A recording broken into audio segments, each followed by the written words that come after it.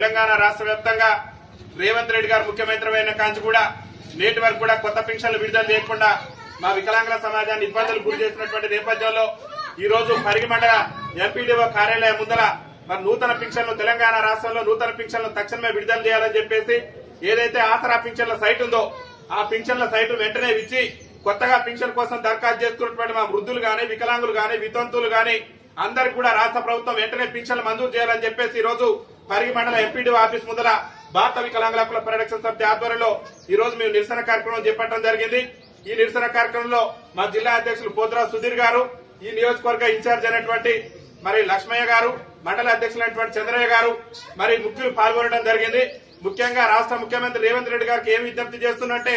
గతంలో కేసీఆర్ ప్రభుత్వం ఇచ్చిన పింఛన్లే గానీ నువ్వు 14 నెలలు అవుతుంది ఈ రాష్ట్రానికి ముఖ్యమంత్రి అయి నేటి వరకు కూడా ఒక కొత్త పింఛన్ మంజూరు చేయకుండా మా పింఛన్దారుల పట్ల వివక్ష చూపుతున్నావు. మరి రేవంత్ రెడ్డి గారికి ఒకటే చెప్తున్నాం, కాంగ్రెస్ పార్టీ కంచుకోటలు బద్దలు కొట్టేటటువంటి పరిస్థితి వస్తుంది. దయచేసి మా వికలాంగుల పింఛన్లు అన్నిటి కూడా తక్షణమే విడుదల చేయకుంటే తెలంగాణ రాష్ట్ర వ్యాప్తంగా కూడా నూతన పింఛన్లు విడుదల చేయాలని చెప్పేసి భారత వికలాంగుల హక్కుల పరిరక్షణ సమితి ఆధ్వర్యంలో పెద్ద ఎత్తున ఆందోళన కార్యక్రమాలు చేస్తాం. ఎందుకంటే దాదాపు 14 నెలల మీ పరిపాలనలో